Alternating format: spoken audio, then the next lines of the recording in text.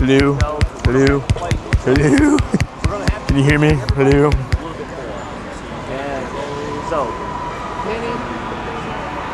Hello? All right. And okay, let's go. all right, ready? 5, 4, 3, 2, 1. And welcome back, everybody. Josh Raketic here, Andy Green joining me back here shortly. It's xable.com's coverage of Power Soccer, presented by Myland and Xerox. It's the 31st annual National Veterans Wheelchair Games, presented by the Department of Veterans Affairs and Paralyzed Veterans of America. They swapped sides. Green still up 1-0. The lone goal from Robert Oliver. And this second half is getting ready to get underway. Time of possession really dominated by the green team. Red trying to get back into the flow of things, try to create more chances on the offensive end of the floor. As soon as Andy gets back to me, I'm going to ask him some keys to the game as well as a player to watch for each side here coming up in the second half. Andy, of course, is the coordinator here for Power Soccer, so he's a busy guy. As you can probably see, he's been running around everywhere. But he's going to be joining me back here. It'll be green possession to start things off. And I believe it is number 3. It was Nathaniel Jackson who had the kickoff, and they will continue with possession. Jackson out there along with Frank Homley for the green team. Also number 2, who I believe is Adriana Perez. And the goalkeeper is back there. I cannot see the number on him, but it is number 1. It's Robert Thomas. He had a good first half offensively, but now he's playing in the keeper position. Number 12, Nathan Davenport checks into the game for green team. As for the red team, we have Penny Gillette, the Nebraska native. Number 11, Kenneth Walsh, as well as Anthony Bryant, who's in there. As Andy Green joins me again. Andy, just talk about some of the keys here for the second half of the game, especially for the red team who need to get back in it. Well, I think that a key for an entertaining game, first of all, is going to be that the players are starting to understand and space out a little bit, and I'm encouraged by what I'm seeing here early on. I think for Red to get back in this thing and equal up, they're going to need the basics here, which is they're going to need to spread out. They're going to need to rely on a passing game. They're going to need to know that their teammates are putting themselves in positions to where they're getting open and creating scoring opportunities. And I think on the defensive side, they're going to need to continue to do what they showed us in the first half. You know, 1 goal in 20 minutes of play is really not bad, all things considered. So if they can keep that up and then open up with some scoring opportunities, I think they'll be in good shape. We discussed Oliver's talents out there and how he's been a big player and a very key contributor for the green team. He's not out there right now. Everyone's got to get 10 minutes. Is that going to be an advantage for Red to try to get back in it with Oliver on the bench? I think it's a possibility without a doubt. Anytime you've got an experienced player sitting on the bench, especially in this type of situation where you've got a mixed match of players who, again, haven't played together or may not have much playing experience at all, there's no telling what could happen. I mean, soccer's a funny game. I have seen what I thought were the best teams in the world come up short on games time and time again. So it is a strange game.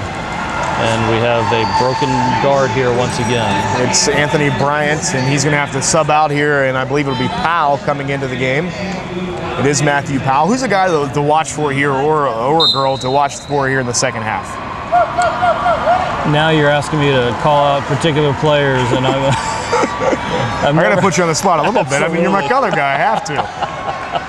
I would say that anybody who finds himself in a scoring opportunity is the guy to watch out for. Very good generic answer. Absolutely. I liked it. You cannot be right or really wrong in this situation. Exactly. You're perfectly fine where you are. It'll be Red possession again. Red switching sides, moving left to right on your computer screen there. Actually, they're moving to my left to right. They're actually moving right to left this half. Yeah, we switch halves and start defending the opposite goal there in the second half. So, see, the other thing you need to know when you're a play-by-play guy, know where your camera guy is. He's on the opposite end, so he's opposite of me. So right to left, Red is going. That was a successful end for Green last half. Let's see if they can do it this time. It's Gillette with it. They have it right around that, it's at about a 10-yard box there. 10 yards? 12 meters. 12 meters. Yes. I'm American, so you're going to have to put that in yardage for me. 12 meters. 12 meters. How about inches and yards there? Any 12 ideas? meters. I like you. I'm going to have to keep around with you.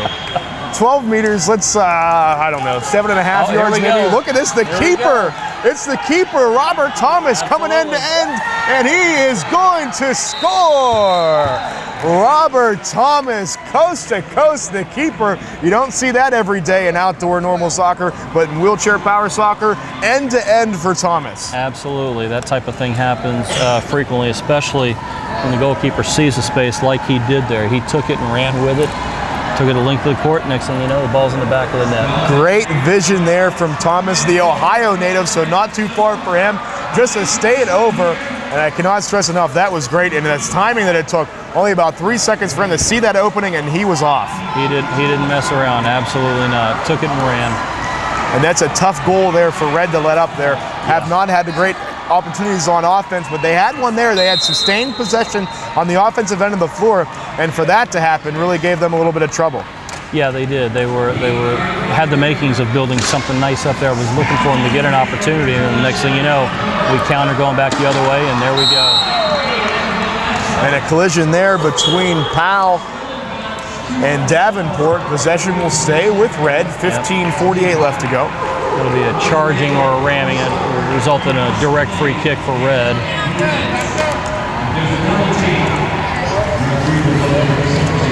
Power soccer here at the 31st Annual National Veterans Wheelchair Games. Josh Raketic, Andy Green alongside me here. Power soccer sponsored by Xerox and Mylan. We're in the Convention Center in beautiful Pittsburgh, Pennsylvania.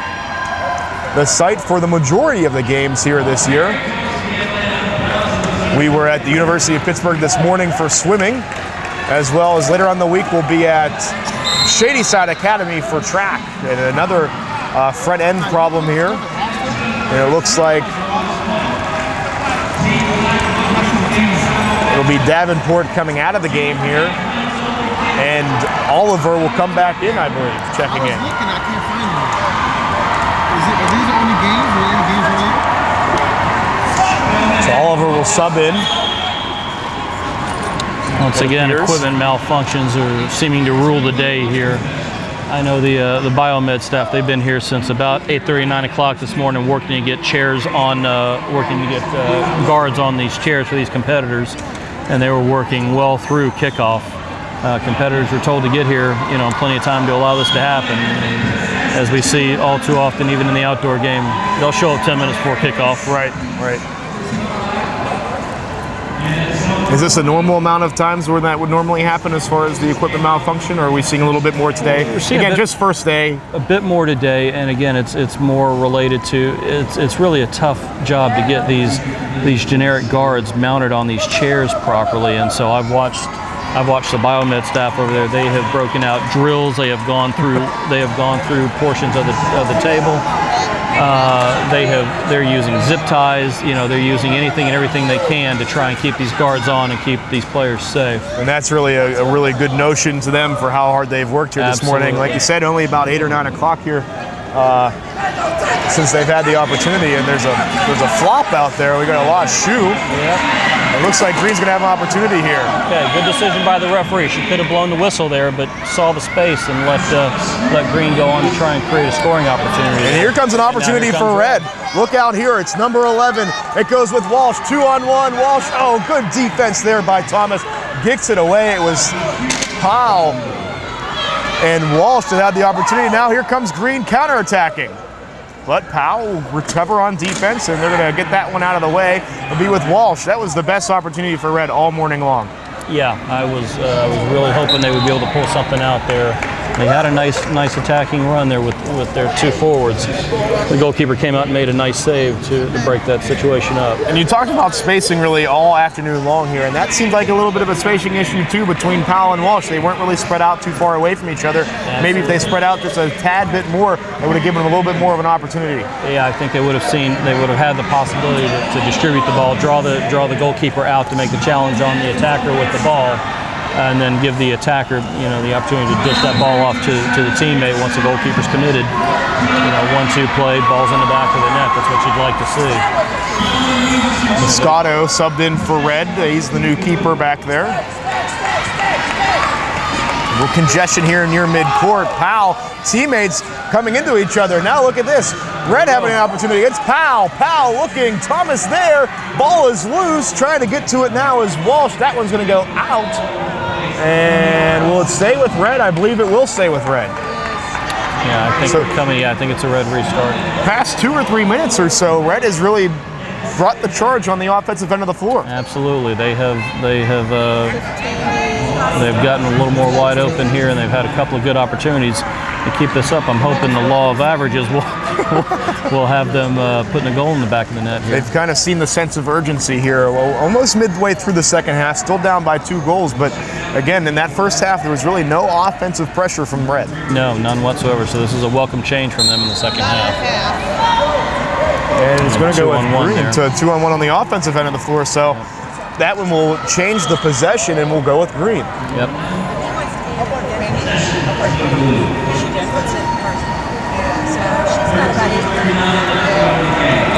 It will go with Green here. It's number 5, Frank Homsley, the Texas native. And now Thomas will give the free kick.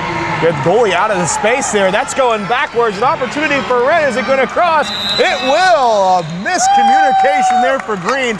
And Red capitalizes on that opportunity. We're going to have to see who they're going to give that to. I'm not sure if they're going to give it to Powell or Walsh. They're going to give it to 5. They're going to give it to Powell. So the Arkansas native puts the first tally on the board for Red. Yeah, it was a great decision by the referee there. We had a 2-on-1 situation with the Green team, and the referee chose to allow play to continue. Ultimately, the ball gets over the goal line. We get Red on the board for the first time. And would that would be an own goal really, or would they not really award own goals to? We could award an own goal. I didn't have a clean enough look to see if it came off the goalkeeper or came off the defender back there. But yeah, we could see an own goal awarded. But I think we did give credit to number 5, right? Isn't that Yes, what the that's referee correct. said? Poole did get credit for the goal. Okay. Gary Poole comes into the game, the Colorado native, for the first. I think it's the first time, or maybe the second time I've seen him in there today. But a big opportunity for Red. They got to kind of smell the blood in the water, so to speak, and really capitalize on getting that first tally. Yeah, they've got plenty of time on the clock. I mean, we've still got most of it. We're at the halfway point of the second half, so they've still got 10 minutes of time. I think they're a little bit revitalized too. I see a lot more chatter going on out there, a little bit more confidence for the Red team, really. And here comes Powell. He's going to have another opportunity. Powell streaking down the far side of the pitch, an opportunity to score. Can he tilt it in? He went outside. He couldn't tilt it into the post. Oh, a missed opportunity there for Powell to tally his second of the day.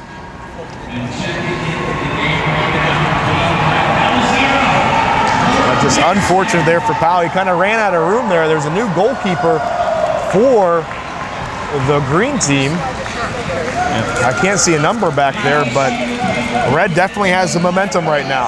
I would have to agree with that. It's Powell there, going at it with Homsley of the Green team, and a whistle is going to blow. Well, I believe it'll stay with Red. We're going to get a set ball here when the referee thinks that we can't. When we can't get the ball plainly or clearly played out, and it gets stuck like that, the referee's got the option to stop play like she did here and award what we call a set ball, where what you'll see is a player from each team come in and make a challenge on the ball as soon as the whistle's blown. Almost like a jump ball in basketball. Pretty much, yeah. We have Mr. V checking back in, the California native. And it'll be the set ball. There's subs for Green trying to come in and out of the game here. They have 4 now, and Red has 4.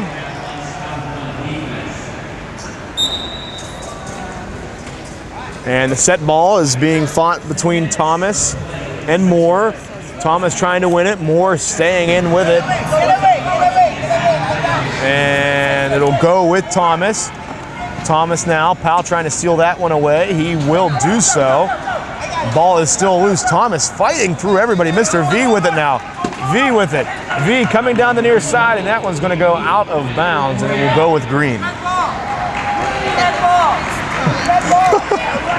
And I believe Walsh is pleading for a red ball there, but I don't think that the near side official is going to let that one happen. Well, normally players think that the louder the volume of the begging and pleading, the more likely they'll like have. outdoor normal soccer, right? Just like able soccer. Like if I yell loudly enough, I must be right. At least you don't see the injuries as much here.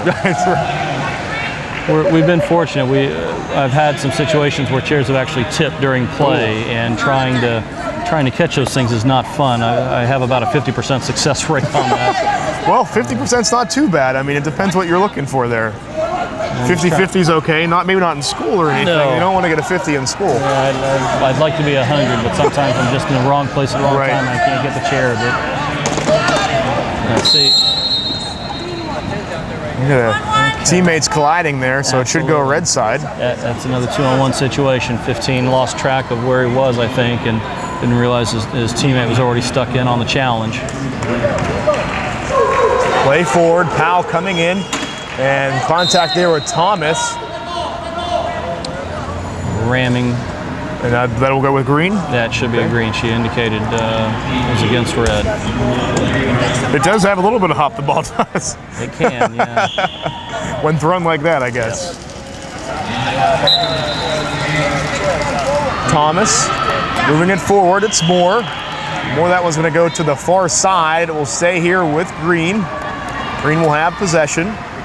2-1 trying to cling on to the lead. 6:53 left to go here in the second half. Josh Ruketic, Andy Green alongside me here. It's xable.com's coverage of Power Soccer, sponsored by Xerox and Mylan at the 31st Annual National Veterans Wheelchair Games, co-presented by the Department of Veterans Affairs and Paralyzed Veterans of America. Green still with possession. They'd love to get one more. An insurance goal for Green, I'm sure, would be welcomed by pretty much everybody out there wearing a green uniform. And in this half, time of possession has really evened out, if not tilted towards red a little bit. I'd have to agree with you on that. I haven't looked at any stats, but it feels like that would be the case. Moore with it. He gets it over with Powell. Powell, and that was going to be a 2-on-1. Again, it should go over with Green. And Thomas will have the opportunity. I think they smell the need to get one more, too. Mr. V with it. And he and Thomas fighting for possession of the ball. And it was last touch there by Thomas, and that will go towards the red side. All right, finally got it. Okay. Substitutions now, making sure all the players get their required playing time in. And that one will be 14 coming into the game. That is Anthony Bryant.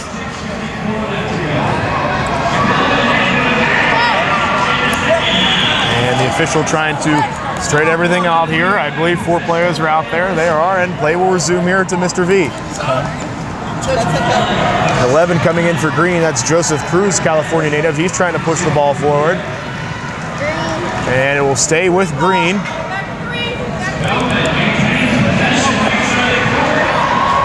And Cruz will put in over here to Thomas.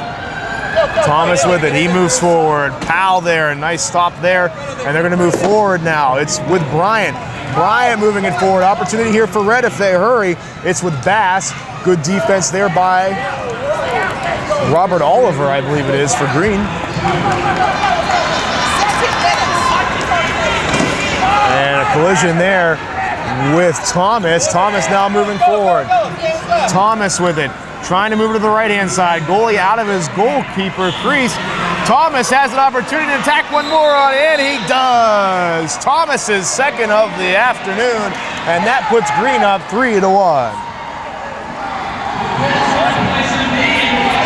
A great job there by Thomas, working in between the red defenders, finding some space and bringing it in for the goal. Absolutely.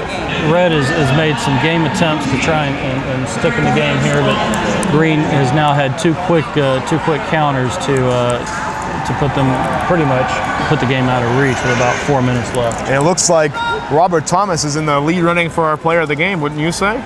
I would say he's definitely in contention.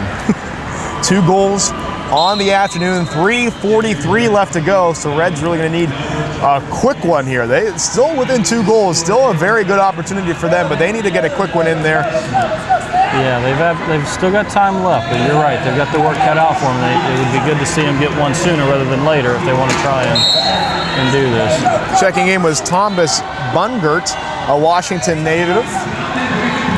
Another 2-on-1 called by the referee, being indirect for the green team. It'll be Thomas to take it. Thomas moves it forward. Powell now with it. And Thomas has an opportunity. He's looking for the hat trick. He's looking for hats to be sent in. Thomas going to move it forward. He cannot cut in from the post. He was trying to get the hats thrown out there for the trick, but unable to. A good opportunity, though, again from Thomas. He's really been showing himself proven veteran here in this game. Absolutely. Saw the space, saw the opportunity, took it, and basically the length of the court with it. So, yeah, I think we can go ahead and put him as the player of the game now, right? I'm going to let you professional media types handle that. I still have to referee some games in this event. So. Well, the player of the game, sponsored by Xerox and Mylan, will go to Robert Thomas, the Ohio native. Do you know what he wins with the player of the game? I'm going to guess nothing. Interview with me. No, Isn't that better than anything you could win? It's just an interview. I mean, admit it. You've had some really good fun with me here today, right? Absolutely. So, I mean, it's been worth the price of admission today, which is free.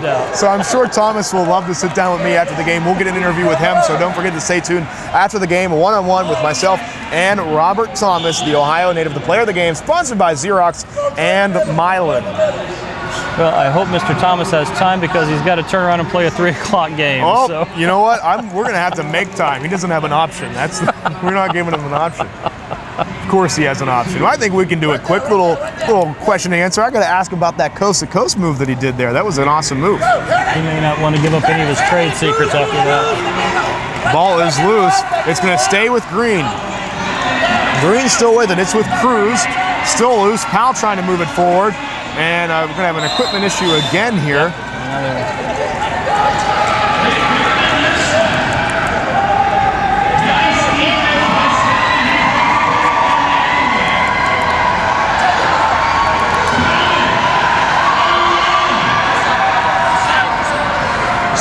I believe it's Tinzit, the Texas native, who's going to have the equipment issue. He'll come off to the side here. So Green will get 3 points here in pool play. Red will be left with nothing. Yes. But we'll have an opportunity here just in a little bit to try to gain 3 more points a little bit later. Yeah, Red actually will play again at 7 o'clock tonight. Let's see, the 3 o'clock games will involve Green playing orange and blue playing gold. And then we'll take a bit of a break. I think we've got the block party tonight for the event over at Heinz Field. And then we've got a game at 7 o'clock, orange playing red, and then we'll wrap up pool play with gold playing black at 8:30. And all that will lead up to Championship Saturday, all right here on Xable. That's right, Championship Saturday. Power Soccer Championship is at 1 p.m. Don't forget, you also have Quad Rugby Championship on Saturday, the Basketball Championship on Saturday, Softball Championship on Saturday. We have hand cycling on Saturday. Saturday is loaded, ladies and gentlemen. If you can't get that at home, Saturday is going to be a huge, huge day. I've already doned at Championship Saturday. I did that a couple days ago. I think it's stuck. I think it's a good name for Saturday, where all the team sports will award its championship. 1 minute left to go here. Green leading 3-1. And again, player of the game will be Robert Thomas here, Xerox. Every time I see Xerox, I want to say Xrox, just because there's a big X in front of it. But I don't think they'd be happy if I called them that. So it's Xerox and Mylan. Mr. V with possession, trying to get it over to Powell. Ball is loose now. Thomas playing some good defense there. We'll go over to Bungart. 3-on-1 there. And that's not good. No. If 2-on-1 isn't good, 3-on-1's not going to cut it either. 3-on-1's worser. Just like the grammar on that one. Right. That's how bad it is. It's worser. It's worser. It's worse and worser. Or it's not more good either. No, it's not. Or good. More better. That's right. Well, I'm from the South, so we're allowed to talk like that, right? Well, I'm from Pittsburgh, so we're kind of allowed to talk like that too. Mr. V with the free kick opportunity here. Still trying to tally one more on there. Good defense from Bungart. Wow. And more, a big collision there. Or excuse me, Bungart and Walsh. Big collision. That's it. Game's over. And that is going to be it. That's going to be a victory for Green. 3-1. Green will get 3 points in pool play. Your player of the game, Robert Thomas. Some final thoughts here on the game between Green and Red, Andy. Great victory. Unfortunate defeat. Better luck to both teams in the next games. Man, you are a prime official, aren't you? Just prime. You can't get this color anywhere else here.